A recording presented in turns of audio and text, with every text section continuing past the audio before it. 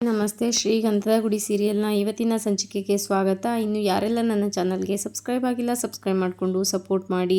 ಹರಿ ಮತ್ತು ಚಂದನ ಕಾರ್ನಲ್ಲಿ ಹೋಗ್ತಾ ಇರ್ತಾರೆ. ಮುಂದೆ ಎಸ್ಟೇಟ್ ಇರುತ್ತೆ. ಆವಾಗ ಚಂದನ ಬಚ್ಚಿಟ್ಕೊಳ್ಳೋದಕ್ಕೆ ಅಂತ ಹರಿ ಶೋಲ್ಡರ್ ಮೇಲೆ ಮಲಗ್ತಾಳೆ. ಹಂಗೆ ಯಾಕೆ ಮೇಡಮ್ ಏನಾಯಿತು ಅಂತ ಹರಿ ಕೇಳಿದ್ದಕ್ಕೆ ಅದು ಮುಂದೆ ಎಸ್ಟೇಟ್ ಇದೆಯಲ್ಲ ಅದು ನಮ್ಮ ಅಪ್ಪನಿಗೆ ಗೊತ್ತಿರೋರ್ದು ಎಸ್ಟೇಟು, ಅಲ್ಲಿ ಯಾರಾದರೂ ನನ್ನನ್ನು ನೋಡಿಬಿಟ್ರೆ ಅಂತ ಹೇಳಿಬಿಟ್ಟು ಬಚ್ಚಿಟ್ಕೋತಾಳೆ. ಆಯಿತು ಬಚ್ಚಿಟ್ಕೊಳ್ಳಿ, ಯಾರಿಗಾರು ಕಾಣಿಸ್ಬಿಟ್ರೆ ಕಷ್ಟ ಆಗುತ್ತೆ ಅಂತ ಹರಿ ಹೇಳ್ತಾನೆ. ಅದಕ್ಕೆ ಯಾರಿಗೂ ನಾನು ಕಾಣಿಸ್ತಾ ಇಲ್ಲ ತಾನೇ ಅಂತ ಚಂದನ ಕೇಳ್ತಾಳೆ. ಇಲ್ಲ ಪಕ್ಕದಲ್ಲಿರೋ ನನಗೇನೆ ಕಾಣಿಸ್ತಾ ಇಲ್ಲ, ಇನ್ನು ಅಲ್ಲಿರೋರು ಕಾಣಿಸ್ತೀರಾ? ಇಲ್ಲ ಖಂಡಿತ ಇಲ್ಲ, ಬಚ್ಚಿಟ್ಕೊಳ್ಳಿ ಅಂತ ಹೇಳ್ತಾನೆ. ಸರಿ ಅಂತ ಬಚ್ಚಿಟ್ಕೊತಾಳೆ. ಹಾಗೇನೆ ಸೌಂಡ್ ಆಗುತ್ತೆ. ಹೀಗೆ ಕಣ್ಬಿಟ್ಟು ನೋಡಿದಾಗ ಮುಂದೆ ಚೆಕ್ ಪೋಸ್ಟ್ ಇರುತ್ತೆ. ಏನು ಮಾಡೋದು ಇವಾಗ? ಅಲ್ಲಿ ಮುಂದೆ ಚೆಕ್ ಪೋಸ್ಟಲ್ಲಿ ಪೊಲೀಸ್ ಅವ್ರು ಇದ್ದಾರೆ. ಇವರೆಲ್ಲ ನಮ್ಮ ಅಪ್ಪನ ಕಡೆಯವರೇ ಇರ್ತಾರೆ ಪಕ್ಕ. ಇವಾಗ ಏನು ಮಾಡೋದು ಅಂತ ಟೆನ್ಷನ್ ಮಾಡ್ಕೊತಾ ಇರ್ತಾರೆ. ಆಗ ಹರಿ ಮುಂದೆ ಬಂದಾಗ ಪೊಲೀಸ್ ಅವನ್ನ ನೋಡಿಬಿಟ್ಟು ಇವನೇ ಹಿಡೀರಿ ಅವನ್ನ ಅಂತ ಪೊಲೀಸ್ ಹೇಳಿದಾಗ ಇಬ್ಬರು ಪೊಲೀಸ್ ಮುಂದೆ ಓಡೋಗ್ತಾರೆ. ಆಗ ಹರಿ ಅವ್ರಿಗೆ ಕಾರ್ ಹತ್ಸೋ ಥರ ಡ್ರಾಮಾ ಮಾಡಿ ಮುಂದೆ ಬಂದ್ಬಿಟ್ಟು ನಿಂತಾನೆ. ಆಗ ಚಂದನಾಗೆ ಸಮಾಧಾನ ಆಗುತ್ತೆ. ಹಬ್ಬ ಹೇಗೋ ಬಂದ್ಬಿಟ್ವಿ, ಹೋಗಿ ಬೇಗ ಹೋಗಿ ಅಂತ ಹೇಳ್ತಾ ಇರ್ತಾಳೆ. ಅಲ್ಲಿಂದ ತಪ್ಪಿಸ್ಕೊಂಡ್ಮೇಲೆ ಪೊಲೀಸ್ ಚಂದನ ಅಪ್ಪನಿಗೆ ಫೋನ್ ಮಾಡಬೇಕು ಅಂತ ಫೋನ್ನ ತೆಗಿತಾ ಇರ್ತಾರೆ. ಇಲ್ಲಿ ಚಂದನ ಅಪ್ಪ ಮತ್ತೆ ಆರ್ಯ ಮತ್ತೆ ಅವರ ಅಣ್ಣ 3 ಜನ ಅವಳನ್ನ ಹುಡ್ಕೋ ಪ್ರಯತ್ನದಲ್ಲಿರ್ತಾರೆ. ಆಗ ಚಂದನ ಅವರಪ್ಪ ದಾಸು ಅಲ್ಲಿ CCTV ಕ್ಯಾಮ್ರಾನ ಚೆಕ್ ಮಾಡಪ್ಪ ಅಂತ ಹೇಳ್ತಾರೆ. ಇಲ್ಲ ಅಪ್ಪ, ಅವಳು ಮೇನ್ ಸ್ವಿಚ್ನ ಆಫ್ ಮಾಡಿ ಹೋಗಿರೋದ್ರಿಂದ ಯಾವುದೇ ರೀತಿ ಪ್ರೂಫ್ ಸಿಗೋದಿಲ್ಲ ನಮಗೆ ಅಂತ ಹೇಳ್ತಾನೆ. ಅದಕ್ಕೆ ನೋಡು ದಾಸು, ನಾವು ದೇವಸ್ಥಾನಕ್ಕೆ ಹೋಗಬೇಕಾದ್ರೆ CCTV ಆನಲ್ಲೇ ಇತ್ತು ತಾನೆ, ಅಂದಮೇಲೆ ನೋಡು ಒಂದ್ಸಲ ಚೆಕ್ ಮಾಡಿ ನೋಡು ಗೊತ್ತಾಗುತ್ತೆ ಅಂತ ಹೇಳ್ತಾನೆ. ಸರಿಯಪ್ಪ ನೋಡ್ತೀನಿ ಅಂತ ಓಪನ್ ಮಾಡಿ ನೋಡ್ತಾನೆ ದಾಸ್. ಅದಕ್ಕೆ Arya you are genius uncle, you are genius, you are super ಅಂತ ಹೇಳ್ತಾ ಇರ್ತಾನೆ. ದಾಸ್ ಅದನ್ನು ಓಪನ್ ಮಾಡಿ ನೋಡಿದಾಗ ಹರಿ ಹತ್ತಿರ ಚಂದನ ಲಗೇಜ್ ಕೊಟ್ಟಿರೋದು ಗೊತ್ತಾಗುತ್ತೆ. ಅದನ್ನ ನೋಡಿದ ಆರ್ಯ ತುಂಬ ಕೋಪ ಮಾಡಿಕೊಂಡು, ಇವಾಗಲಾದರೂ ನೋಡಿದ್ರ ಅಂಕಲ್, ಗೊತ್ತಾಯ್ತಾ ನಿಮ್ಮ ಮಗಳು ಬಂಡವಾಳ ಏನು ಅಂತ ಗೊತ್ತಾಯ್ತಾ? ಈಗಾದರೂ ಗೊತ್ತಾಯ್ತಾ ನಿಮಗೆ?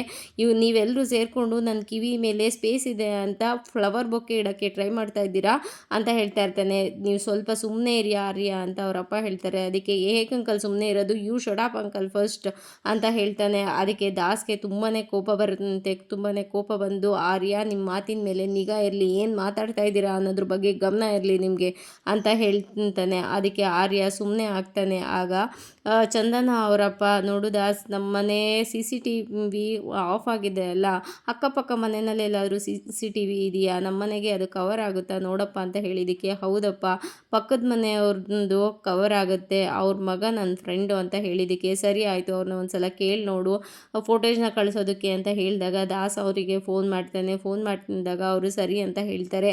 ತುಂಬಾ ಮಾತಾಡ್ತಾನೆ ಇರ್ತಾನೆ. ಅದಕ್ಕೆ ಅಳಿ ಅಂದರೆ ಸ್ವಲ್ಪ ಹೊತ್ತು ಸುಮ್ಮನೆ ಇರ್ತೀರಾ ನೀವು ಅಂತ ಇಬ್ರು ಗದರ್ತಾರೆ. ಆಗ ಆರ್ಯ ಸುಮ್ಮನೆ ಕೂತ್ಕೊತಾನೆ. ಸರಿ ನೋಡಪ್ಪ ನೀನು ಫೋಟೇಜ್ನ ಕಳಿಸಿದಾರಾ ಅಂತ ಹೇಳಿದಾಗ ಫೋನ್ನ ಓಪನ್ ಮಾಡಿ ನೋಡ್ತಾನೆ ದಾಸ್. ಆಗ ಫೋಟೇಜ್ ಬಂದಿರುತ್ತೆ. ಫೋಟೇಜ್ನ ಓಪನ್ ಮಾಡಿ ನೋಡಿದಾಗ ಹರಿ ಮತ್ತು ಚಂದನ ಇಬ್ರು ಕಾರಲ್ಲಿ ಹೋಗಿರೋದು ಗೊತ್ತಾಗುತ್ತೆ. ಅದನ್ನು ನೋಡಿ ಆರ್ಯ ತುಂಬಾ ಕೋಪ ಮಾಡಿಕೊಂಡು, ಓ ಅಂಕಲ್ ಗೊತ್ತಾಯ್ತಾ ಅಂಕಲ್, ಸೂಪರ್ ಅಂಕಲ್, ನೀವು ಸೂಪರು. ಇವಾಗ ನಿಮ್ಮ ಮಗಳು ಸುಮ್ಮನೆ ಹೋಗಿಲ್ಲ, ಜೀಪ್ ಹತ್ಕೊಂಡು ಹೋಗಿದ್ದಾಳೆ, ಅವನ ಜೊತೆ ಓಡೋಗಿಲ್ಲ, ಜೀಪ್ ಹತ್ಕೊಂಡು ಹೋಗಿದ್ದಾಳೆ, ಖಾರದ ಪುಡಿನ ಚೆನ್ನಾಗಿ ಕಲಸಿ ನಿಮ್ಮ ಕಣ್ಣುಗಳಿಗೆಲ್ಲ ಎರಚಿ ಹೋಗಿದ್ದಾಳೆ, ಸುಮ್ಮನೆ ಹೋಗಿಲ್ಲ ಅವಳು, ಓಡೋಗಿಲ್ಲ ಅವಳು, ಸುಮ್ಮನೆ ಹೋಗಿದ್ದಾಳೆ ಅಂತ ತುಂಬಾ ಟಾಂಗ್ ಕೊಡ್ತಾನೆ ಇರ್ತಾನೆ. ಆಗ ದಾಸ್ ಸ್ವಲ್ಪ, ಆರ್ಯ ನಿಮ್ಮ ಮಾತು ಕಂಟ್ರೋಲಲ್ಲಿರಲಿ, ಸುಮ್ಮನೆ ಕೂತ್ಕೊಂಡ್ರೆ ಸರಿ ಹೋಗುತ್ತೆ, ನಿಮ್ಮ ಮಾತು ಕಂಟ್ರೋಲ್ ತಪ್ಪಿದ್ರೆ ಅದು ಚೆನ್ನಾಗಿರೋದಿಲ್ಲ ಅಂತ ವಾರ್ನ್ ಮಾಡ್ತಾನೆ. ಆಯಿತು ಸರಿ ಆಯಿತು, ನಾನು ಹಾಗೆ ಕೂತ್ಕೊತೀನಿ, ಅಂದರೆ ನೀವು ಮಾಡಿದ ಮಾತ್ರ ಸರಿನಾ? ನಿಮ್ಮ ಮಗಳು ಮಾತ್ರ ಹಾಗಾದರೆ ನೀನೇ ನೋಡ್ದಲ್ಲ ದಾಸ್ ಫುಟೇಜ್ನ, ನಿನ್ಗೇನು ಅನ್ನಿಸ್ತು? ಅವನ ಜೊತೆ ಓಡೋಗೋದಕ್ಕೆ ನನ್ನ ಅನಿಮಲ್ಗೆ ಕಂಪೇರ್ ಮಾಡಿದ್ಲ, ನನ್ನ ಮುಖ ನೋಡಿದ್ರೆ ಇರಿಟೇಟ್ ಆಗ್ತಾ ಇದ್ಲ ಅಂತ ಕೇಳಿದ್ದಕ್ಕೆ ದಾಸ್, ಇಲ್ಲ ಅವನು ಪರಿಚಯ ಇರೋದಕ್ಕೆ ಸಾಧ್ಯನೇ ಇಲ್ಲ, ಅವನು ಒಂದು ವಾರದಲ್ಲಿ ಬಂದವನು, ಬೆಂಗಳೂರಲ್ಲಿ ಕ್ಯಾಬ್ ಓಡಿಸ್ಕೊಂಡಿದ್ದವನು, ಇಬ್ರಿಗೂ ಪರಿಚಯ ಇರೋದಕ್ಕೆ ಸಾಧ್ಯ ಇಲ್ಲ, ನಮ್ಮ ಚಂದನ ಹೇಗೆ ಅವನ್ನ ನಂಬುದ್ಲು ಅಂತ ಹೇಳಿದಾಗ, ಅವರಿಬ್ರಿಗೂ ಮುಂಚೆನೇ ಕನೆಕ್ಷನ್ ಇರುತ್ತೆ, ಯಾವುದಾದ್ರೂ ಒಂದು ಇದರಲ್ಲಿ ಸೋಷಿಯಲ್ ಮೀಡಿಯಾದಲ್ಲಿ ಕನೆಕ್ಟ್ ಆಗಿರ್ತಾರೆ ಅಂತ ಹೇಳ್ತಾನೆ. ಅದಕ್ಕೆ ಸಾಧ್ಯನೇ ಇಲ್ಲ, ನಮ್ಮ ಚಂದನ ಆ ಥರ ಕನೆಕ್ಟ್ ಆಗೋದಕ್ಕೆ ಸಾಧ್ಯನೇ ಇಲ್ಲ, ಯಾಕೆ ಅಂದರೆ ಅವಳು ಸೋಷಿಯಲ್ ಮೀಡಿಯಾದಿಂದ ಯಾವಾಗ್ಲೂ ದೂರ, ಅದಕ್ಕೇ ಅವಳು ಟಾಪರು, ಗೋಲ್ಡ್ ಮೆಡಲಿಸ್ಟು ಅಂತ ಹೇಳಿದ್ದಕ್ಕೆ ನೀನು ಇನ್ನೂ ಅಪ್ಡೇಟ್ ಆಗಿಲ್ಲ ದಾಸ್ ಅಂತ ಹೇಳ್ತಾನೆ ಆರ್ಯ. ಅದಕ್ಕೆ ಇಲ್ಲ ಆರ್ಯ ನನಗೆ ಗೊತ್ತು ಅಂತ ಇಬ್ರು ವಾದ ಮಾಡ್ತಾ ಇರ್ತಾರೆ. ಆಗ ಅವರಪ್ಪ ಇದ್ದವರು, ಇಬ್ರು ಸ್ವಲ್ಪ ಸುಮ್ಮನೆ ಇರ್ತೀರಾ ಅಂತ ಕಿರ್ಚಾಡ್ತಾರೆ. ಆಗ ಇಬ್ರು ಸುಮ್ಮನೆ ಆಗ್ತಾರೆ. ಇಲ್ಲಿ ರೌಡಿ ಒಬ್ಬ ದುಡ್ಡನ್ನ ವಿಚಾರಿಸ್ತಾ ಇರ್ತಾನೆ. ಅವನು ಶನಿವಾರ ತಂದ್ಕೊಡ್ತೀನಿ ಅಣ್ಣ ಅಂತ ಹೇಳ್ತಾ ಇರ್ತಾನೆ. ಶನಿವಾರ ಎಲ್ಲ ಆಗಲ್ಲ, ಈಗ ನೀನು ಸೆಟಲ್ ಮಾಡ್ಬೇಕಷ್ಟೇ ಅಂತ ಗದರ್ತಾ ಇರ್ತಾನೆ. ಆದರೆ ಅವನು ಮಾತ್ರ ಅಣ್ಣ ಶನಿವಾರ ತೊಗೊಂಡು ಬರ್ತೀನಿ ಅಣ್ಣ, ಕೊಟ್ಬಿಡ್ತೀನಿ ಅಣ್ಣ, ಸೆಟಲ್ ಮಾಡ್ತೀನಿ ಅಣ್ಣ ಅಂತ ಹೇಳ್ತಾ ಇರ್ತಾನೆ. ಅಷ್ಟರೊಳಗಡೆ ಒಂದು ಫೋನ್ ಬರುತ್ತೆ. ಯಾರು ಅಂತ ನೋಡಿದ್ದಕ್ಕೆ ಯಾರು ಅಂತ ನೋಡು ಅಂತ ಹೇಳ್ತಾನೆ. ಅದಕ್ಕೆ ಮಹಾಬಲ ಅಣ್ಣ ಅಣ್ಣ ಅಂತ ಹೇಳ್ತಾನೆ. ಸರಿ ಫೋನ್ ಕೊಡು ಅಂತ ಅಂದ್ಬಿಟ್ಟು ಅಣ್ಣ ಹೇಳಿ ಅಣ್ಣ ಅಂತ ರೌಡಿ ಕೇಳ್ತಾನೆ. ನೋಡು ರೀ ಎಲ್ಲಿದೆಯಾ ಅಂತ ಮಹಾಬಲ ಅವರು ಕೇಳ್ತಾರೆ. ಅಣ್ಣ ಇಲ್ಲೇ ಮಾಮೂಲಿ ಅಣ್ಣ, ಮಾಮೂಲಿ ಹತ್ರ ಇದ್ದೀನಿ ಅಣ್ಣ ಅಂತ ಹೇಳಿದಾಗ ಸರಿ ಆಯ್ತು ಬದ್ರಿ, ನಾನು ಹೇಳೋ ಕೆಲಸನ ಮಾಡು ಅಂತ ಅಂದ್ಬಿಟ್ಟು ನಡೆದಿದ್ದನ್ನೆಲ್ಲ ಹೇಳ್ತಾರೆ. ಊರ ಬಾಗಿಲು ಅವ್ರು ದಾಟೋದ್ರೊಳಗಡೆ ಅವನ ತಲೆ ನಮ್ಮ ಮನೆ ಬಾಗ್ಲಲ್ಲಿರಬೇಕು ಅಂತ ಹೇಳ್ತಾರೆ. ಆಗ ಬಂದ್ರಿ ಸರಿ ಅಣ್ಣ ಆಯ್ತಣ್ಣ ಇವಾಗಲೇ ಹೊರಟ್ವಿ ಅಣ್ಣ ಅಂತ ಹೇಳ್ತಾನೆ. ಕಟ್ಟಾದ್ಮೇಲೆ ಆ ಬದ್ರಿ ಆ ವ್ಯಕ್ತಿಗೆ ನೋಡು ಶನಿವಾರ ನೀನು ಸೆಟಲ್ ಮಾಡಲಿಲ್ಲ ಅಂತಂದರೆ ನಮ್ಮನೆ ನಾಯಿಗಳಿಗೆ ಶನಿವಾರ ಮಟನ್ ಹೊಡ್ಸಲ್ಲ, ನಿಂದೆ ಮಟನ್ ಆಗಿರುತ್ತೆ ಹುಷಾರ್ ಅಂತ ಹೇಳಿಬಿಟ್ಟು ಬರ್ರೋ ಅಂತ ಅಂದ್ಬಿಟ್ಟು ಅವ್ರನ್ನೆಲ್ಲ ಕರ್ಕೊಂಡು ಹೋಗ್ತಾನೆ. ಆಗ ಇಲ್ಲಿ ಮಹಾಬಲ ಅವರು ದಾಸು ಆ ಬ್ಲೇಡ್ ಬದ್ರಿಗೆ ಆ ಫೋಟೇಜ್ ಎಲ್ಲ ಕಳಿಸು ಅಂತ ಹೇಳಿದ್ದಕ್ಕೆ ಅಲ್ಲ ಅಪ್ಪ ಆ ಬದ್ರಿಗೆ ಯಾಕಪ್ಪ ಹೇಳೋಕೆ ಹೋದ್ರಿ, ಯಾಕೆಂದರೆ ಅವ್ನು ಮೊದಲೇ ರೌಡಿ ಕ್ರಿಮಿನಲ್ ಅವನು, ಅಲ್ಲಿ ಹರಿ ಜೊತೆಗೆ ನಮ್ಮ ಚಂದನೂ ಇದ್ದಾಳೆ, ಅವಳಿಗೇನಾದರೂ ಮಾಡಿಬಿಟ್ರೆ ಅವನು ಅಂತ ಹೇಳಿದ್ದಕ್ಕೆ ನೋಡು ನನ್ನ ಮಗಳಿಗೆ ಏನು ಮಾಡಬೇಕು ಅಂತಲೂ ಗೊತ್ತು, ಅವ್ನಿಗೇನು ಮಾಡಬೇಕು ಅನ್ನೋದು ನನಗೆ ಗೊತ್ತು, ನೀನು ಫೋಟೇಜ್ ಮೊದಲು ಕಳಿಸು ಅಂತ ಹೇಳಿಬಿಟ್ಟು ಇನ್ನೊಬ್ಬ ರೌಡಿಗೆ ಫೋನ್ ಮಾಡಿ ಹರಿ ಮಂಜ ಯಾರ್ಯಾರಿದ್ದಾರೆ ಎಲ್ರಿಗೂ ವಿಷಯ ಮುಟ್ಸು, ಅವರು ನಮ್ಮ ಊರು ಬಾಗಿಲು ದಾಟೋದ್ರೊಳಗಡೆ ಅವನ ತಲೆ ನಮ್ಮ ಮನೆ ಬಾಗ್ಲಲ್ಲಿರಬೇಕು, ಯಾವುದೇ ಕಾರಣಕ್ಕೂ ಅವ್ರ ಊರು ಬಾಗಿಲು ದಾಟಬಾರ್ದು ಅಂತ ಆರ್ಡರ್ನ ಮಾಡ್ತಾರೆ. ಹಾಗಾಗುತ್ತೆ ಮಹಾಬಲ ಅವ್ರಿಗೆ ನಿದ್ದೆ ಬರ್ತಾ ಇರುತ್ತೆ. ಹಾಗೆ ನಿದ್ದೆಗೆ ಜಾರ್ತಾ ಇರ್ತಾರೆ. ಸಡನ್ ಆಗಿ ಆರ್ಯ ಗೊತ್ತಾಯ್ತು ಈಗ ಗೊತ್ತಾಯ್ತು ಅಂತ ತಟ್ ಅಂತ ಹೇಳ್ತಾರೆ. ಆಗ ಮಹಾಬಲ ಅವ್ರಿಗೆ ಎಚ್ಚರ ಆಗುತ್ತೆ. ಏನಾಯ್ತು ಅಳಿ ಅಂದರೆ ಅಂತ ಸಮಾಧಾನವಾಗಿ ಕೇಳ್ತಾರೆ. ನನ್ಗೆ ಇವಾಗ ಗೊತ್ತಾಯ್ತು ಅವರು ಯಾವತ್ತಿಂದನೋ ಪರಿಚಯ, ಚಂದನಗೆ ಅವ್ಳಿಗೂ ಯಾವಾಗಿಂದನೋ ಪರಿಚಯ ಅಂತ ಹೇಳ್ತಾನೆ. ಅದಕ್ಕೆ ಏನು ಹೇಳ್ತಾ ಇದ್ದೀರಾ ಆರ್ಯ, ಹೇಳಿ ಆರ್ಯ ಸರಿಯಾಗಿ ಹೇಳಿ ಏನು ಹೇಳ್ತಾ ಇದ್ದೀರಾ ನೀವು ಅಂತ ದಾಸ್ ಕೇಳ್ತಾನೆ. ಅದಕ್ಕೆ ದಾಸ್ ನಿನಗೆ ನೆನಪಿದೆಯಾ ಒಂದ್ಸಲ ಅವನು ನನ್ನ ಕಾರ್ ಟಚ್ ಮಾಡಿದ, ಆಗ ಚಂದನ ಅವನಿಗೇನೆ ಸಪೋರ್ಟ್ ಮಾಡಿದ್ಲು ಅಂತ ಹೇಳಿದಾಗ ಸಾಧ್ಯನೇ ಇಲ್ಲ, ನನ್ನ ತಂಗಿಗೂ ಅವನಿಗೂ ಮುಂಚೆನೇ ಪರಿಚಯ ಇರೋದಕ್ಕೆ ಸಾಧ್ಯನೇ ಇಲ್ಲ ಅಂತ ಹೇಳಿದ್ದಕ್ಕೆ ನಿಮ್ಗೆ ಇವತ್ತು ಗೊತ್ತಾಗಲ್ಲ ಆಮೇಲೆ ಗೊತ್ತಾಗತ್ತಂತೆ, ಅವನು ಕದಿಯಕ್ಕೆ ಬಂದವನು, ಅವನಿಗೆ ಖಜಾನೆನೇ ಕೊಟ್ಟು ಕಳಿಸಿದ್ದೀರಲ್ಲ, ನಿಮಗೆ ಅಷ್ಟು ಗೊತ್ತಾಗ್ಲಿಲ್ವಾ, ನನಗೂ ಡೌಟ್ ಬರಲಿಲ್ಲ, ಛೇ ಅವನ ಜೊತೆ ಓಡೋಗೋದಕ್ಕೆ ನಾವೇ ಕಾರಣ ಆಗ್ಬಿಟ್ವಲ್ಲ ಅಂತ ಹೇಳಿದ್ದಕ್ಕೆ ನೋಡಿ ಅಳಿ ಅಂದರೆ ಏನೇನೋ ಮಾತಾಡಬೇಡಿ, ಹಲ್ಲು ಗಟ್ಟಿ ಇದೆ ಅಂತ ಕಲ್ಲನ್ನ ಕಡಿಯೋಕ್ಕಾಗೋದಿಲ್ಲ, ಸ್ವಲ್ಪ ತಾಳ್ಮೆ ಇರಲಿ, ನನಗೂ ನನ್ನ ಮಗಳ ಮೇಲೆ ಪ್ರೀತಿ ಕಾಳಜಿ ಎಲ್ಲವೂ ಇದೆ, ನೀವು ಸ್ವಲ್ಪ ಸುಮ್ಮನೆ ಇರಿ ಅಂತ ಹೇಳ್ತಾನೆ. ಅದಕ್ಕೆ ಆರ್ಯ ಕೇಳೋದೇ ಇಲ್ಲ, ನಿಮಗೆ ಇವತ್ತು ಗೊತ್ತಾಗೋದಿಲ್ಲ, ನಾನು ನೋಡಿ ದಾಸು ನಾನು ಸುಮ್ಮನೆ ಇರ್ತೀನಿ, ಆದರೆ ಒಂದು ಮಾತಂತೂ ನಿಜ, ನನಗಷ್ಟೇ ಅಲ್ಲ ಚೀಟ್ ಮಾಡಿ ಹೋಗಿದ್ದಾಳೆ ಅವಳು ಏನು ಅಂತ ನಿಮಗೆ ಇನ್ನೊಂದು ಸ್ವಲ್ಪ ಹೊತ್ತಿನಲ್ಲೇ ಗೊತ್ತಾಗುತ್ತೆ, ಒಂದಲ್ಲ ಒಂದ್ಸಲ ನಿಮಗೆ ಗೊತ್ತಾಗೇ ಆಗುತ್ತೆ,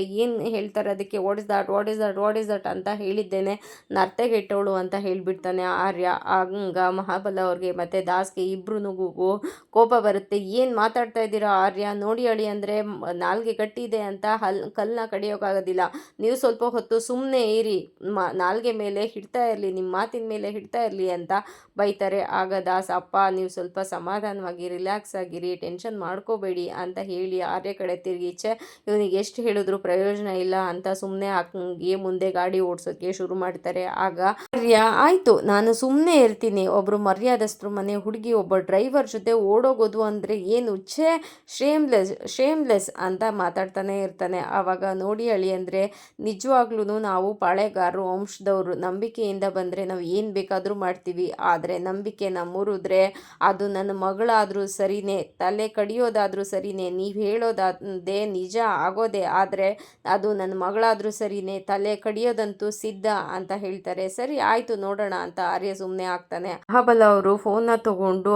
ಆ ಮಂಜನ್ಗೆ ಫೋನ್ ಮಾಡಿ ನೋಡಿ ನನ್ನ ಮಗಳು ಸೇಫ್ ಆಗಿ ನನ್ನ ಮನೆಗೆ ಬರಬೇಕು, ಅವನ ತಲೆ ದೇಹ ಎಲ್ಲ ತುಂಡಾಗಿ ರೋಡ್ನಲ್ಲಿ ಬಿದ್ದಿರಬೇಕು, ನಮ್ಮ ಮನೆ ಹೆಣ್ಮಕ್ಳು ಸುದ್ದಿಗೆ ಬಂದರೆ ಏನಾಗುತ್ತೆ ಅಂತ ಇಡೀ ಪ್ರಪಂಚಕ್ಕೆ ಗೊತ್ತಾಗಬೇಕು ಅಂತ ಆರ್ಡರ್ನ ಮಾಡ್ತಾರೆ. ಸರಿ ಆಯಿತು ಅಂತ ಆ ರೌಡಿನೂ ಒಪ್ಕೊತಾನೆ. ಚಂದನಾಗೆ ಬೆಳಗಾಗ್ತಾ ನಿದ್ದೆ ಬರ್ತಾ ಇರುತ್ತೆ. ಆಗ ಏನು ಮೇಡಮ್ ನಿದ್ದೆ ಬರ್ತಾ ಇದೆಯಾ, ಸೈಡ್ಗೆ ಹಾಕ್ಲಾ ಗಾಡಿನ, ನಿದ್ದೆ ಮಾಡ್ತೀರಾ ಅಂತ ಹೇಳ್ತಾನೆ. ಅದಕ್ಕೆ ಇಲ್ಲ ಬೇಡಿ ನಾವು ಮೊದಲು ಬೆಂಗಳೂರಿಗೆ ಹೋಗೋಣ ಅಂತ ಹೇಳಿದ್ದಕ್ಕೆ ಇನ್ನೇನು ಸ್ವಲ್ಪ ಹೊತ್ತು ಮೇಡಮ್ ಬಂದುಬಿಟ್ವಿ ಅಂತ ಹೇಳ್ತಾನೆ.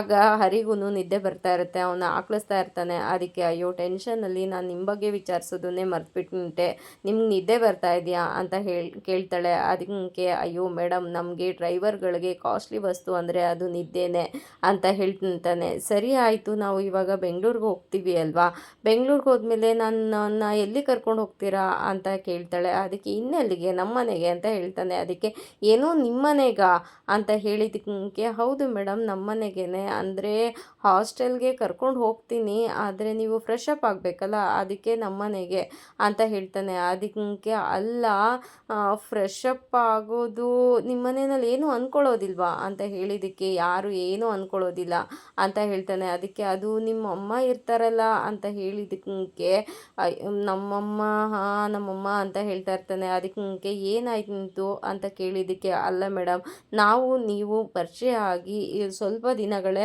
ಆಯಿತು, ನಾನು ನಿಮ್ಮ ಲೈಫ್ನೇ ನನ್ನ ಲೈಫು, ನಿಮ್ಮ ದುಃಖನೇ ನನ್ನ ದುಃಖ ಅಂತ ಅಂದ್ಕೊಂಡು ಈ ಹುಡುಗಿನ ಎತ್ತಾಕೊಂಡು ಹೋಗ್ತಾ ಇದ್ದೀನಿ ಅನ್ನೋ ವಿಷಯದಲ್ಲಿ ನಾನು ಅಂಧರಾಗ್ತೀನಿ ಅನ್ನೋದ್ರ ಬಗ್ಗೆನೂ ಯೋಚನೆ ಮಾಡ್ದೇ ನಾನು ನಿಮ್ಮನ್ನು ಕರ್ಕೊಂಡು ಹೋಗ್ತಾ ಇದ್ದೀನಿ, ನಿಮ್ಮ ಸಪೋರ್ಟಿಗೆ ನಿಂತಿದ್ದೀನಿ, ಅಂಥದ್ರಲ್ಲಿ ನೀವು ನನ್ನ ಬಗ್ಗೆನೇ ಯೋಚನೆ ಮಾಡ್ತಾ ಇಲ್ವಲ್ಲ ಮೇಡಮ್ ಅಂತ ಹೇಳ್ತಾನೆ. ಅದಕ್ಕೆ ಅಲ್ಲ ಏನಾಯಿತು ಅಂತ ಹೇಳಿದ್ದಕ್ಕೆ ನಮ್ಮ ಮನೆಯಲ್ಲಿ 4 ಬ್ರದರ್ಸ್, ಒಂದೇ ಡ್ಯಾಡಿ, ಅಮ್ಮ ಇಲ್ಲ, ಅಮ್ಮ ದೇವ್ರ ಹತ್ರ ಹೋಗಿದ್ದಾರೆ ಅಂತ ಹೇಳ್ತಾನೆ. ಅದಕ್ಕೆ ಅಯ್ಯೋ ಸಾರಿ ಅಂತ ಹೇಳಿದಕ್ಕೆ ಸಾರಿ ಏನು ಪರವಾಗಿಲ್ಲ ಮೇಡಮ್, ಅದು ಆಗಿ ತುಂಬ ಟೈಮೇ ಆಗೋಯಿತು ಅಂತ ಹೇಳ್ತಾನೆ. ಅದಕ್ಕೆ ಹಾಗಾದರೆ ನಿಮ್ಮ ಮನೆಯಲ್ಲಿ ಲೇಡೀಸೇ ಯಾರೂ ಇಲ್ವಾ ಅಂತ ಕೇಳ್ತಾಳೆ.